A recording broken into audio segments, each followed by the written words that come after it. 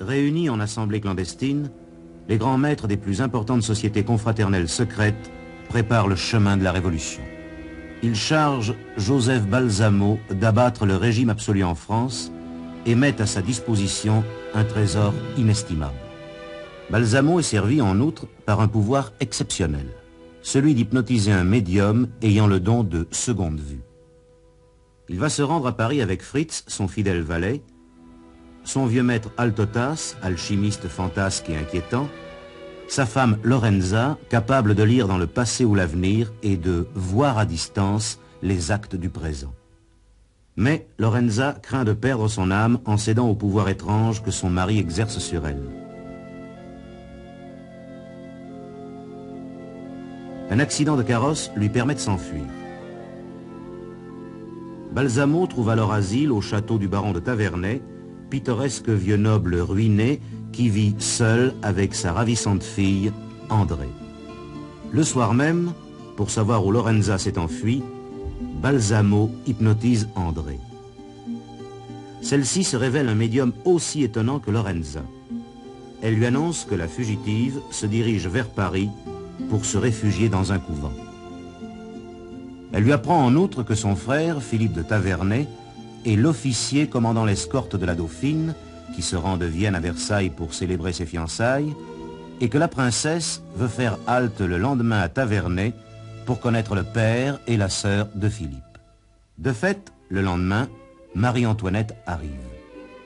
Charmée par l'accueil du baron et la beauté d'André, elle lui offre d'être demoiselle d'honneur et propose au baron d'accompagner sa fille à Versailles. Taverney remercie et s'excuse de recevoir si pauvrement la princesse. Mais son valet vient annoncer qu'une collation est servie. Cette collation est somptueuse. La dauphine s'étonne. Le baron jure qu'il n'est au courant de rien. C'est sans doute l'œuvre d'un enchanteur que l'orage a amené hier soir au château. Cette anecdote amuse la princesse, qui voudrait interroger cet étonnant sorcier sur son avenir. Mais Balsamo est devenu introuvable. Par jeu, la princesse l'invoque. Il apparaît aussitôt et vient respectueusement s'incliner devant elle. J'ai l'honneur d'être aux ordres de votre Altesse royale. Ainsi, monsieur, vous faites le métier de prédire? Je n'en fais pas métier, mais je prédis. Je suis devenue française de cœur, mais pas encore d'esprit, monsieur. Et je ne comprends pas encore toutes les finesses de la langue. Faites-moi la grâce de parler clairement quand vous me direz la bonne aventure. Je préférerais demander la permission à votre Altesse royale de demeurer obscur. Pourquoi cela? L'avenir n'est pas toujours selon nos espérances. Il vaut mieux parfois lui laisser quelques-uns de ses voiles. Dans ce cas, il y a une autre façon de nous prouver votre science, monsieur. Puisque vous lisez si facilement dans l'avenir, ce doit être un jeu pour vous que d'évoquer le passé. Votre éminence veut dire que je devrais évoquer un fait secret, un épisode caché de la vie de l'intéressé. C'est cela même.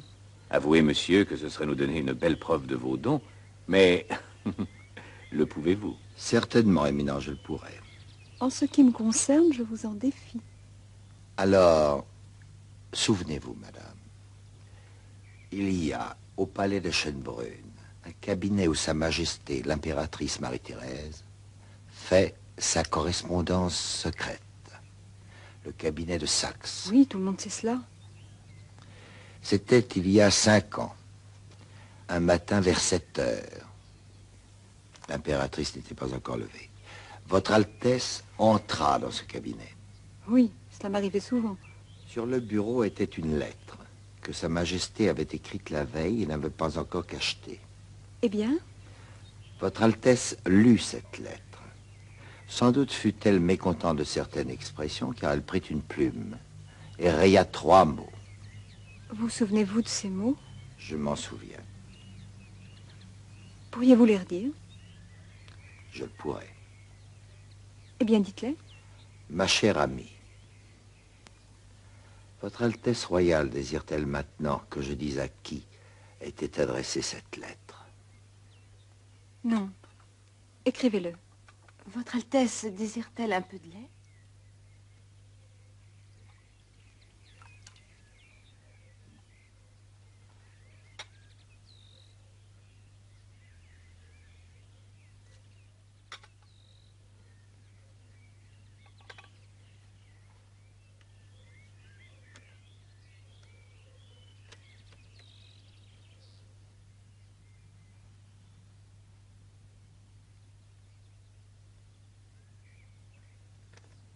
Tout ceci est vrai, monsieur. Ce secret n'était connu que de ma mère et de moi. L'honnêteté veut que j'en témoigne. Je remercie votre Altesse royale de m'avoir permis de lui donner cette preuve innocente de ma science. Qu'elle me permette maintenant de me retirer. Non pas, monsieur. Puisque vous êtes si savant, je tiens à ma prédiction. Je supplie votre Altesse royale de ne pas m'y obliger. Sachez, monsieur, que je n'ai jamais répété 2 fois « je veux ». Laissez-moi d'abord consulter l'oracle. Il y a des choses, madame, qu'on ne doit jamais dire au prince. C'est à eux seuls d'en être juge, monsieur. Alors je parlerai, mais à vous seul, madame. C'est bon. Laissez-nous.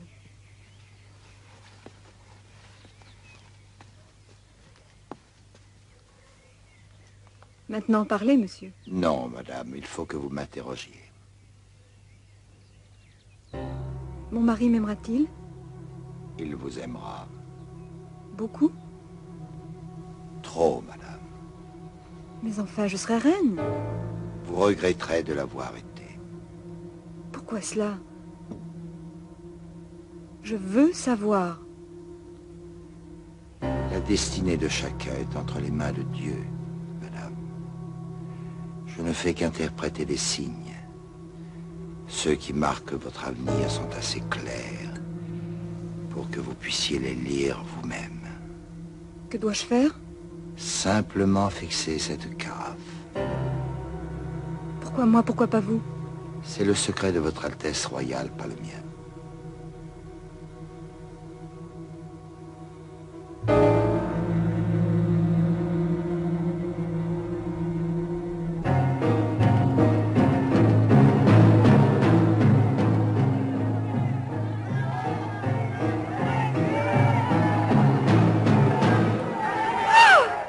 Madame. Mais, madame, qu'avez-vous? Rien. Vous avez crié, madame, et vous êtes si pâle.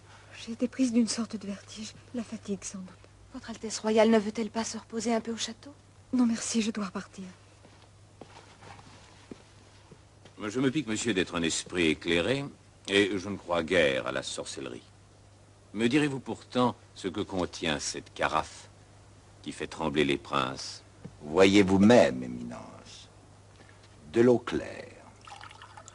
Rien que de l'eau claire.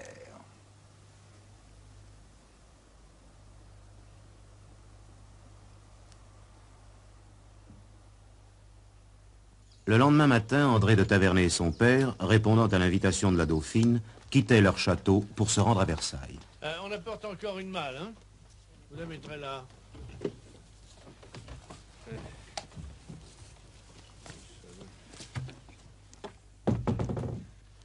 Tu vois, mon pauvre Labri, tu n'es même plus capable de porter une malle tout seul. Tu n'es plus bon à rien. Oh, c'est à cause de ce temps humide, monsieur le baron. Et mes douleurs m'ont repris ce matin. Mais quand le temps est sec, j'en vaux bien un autre. Souffle court, muscles desséchés, œil larmoyant. Tu ne vaux même pas le prix de la nourriture que tu manges. Je mangerai moins, monsieur le baron. Ce serait encore trop, coquin. Et voilà près de 40 ans que je sers monsieur le baron. Justement, tu es complètement usé. À Versailles, j'aurais besoin d'un valet neuf. Mais alors, qu'est-ce que je vais devenir, monsieur le baron? Eh bien, tu garderas ta verdée, que diable. Et comme gage, tiens, je t'abandonne les légumes de mon potager. Il faudrait partir, baron, nous risquerions de manquer des chevaux du Harlay. Ma foi, si ça ne dépendait que de moi, nous aurions roulé toute la nuit et nous serions en vue de Versailles. La fortune n'aime pas attendre. En route, cocher, et vite!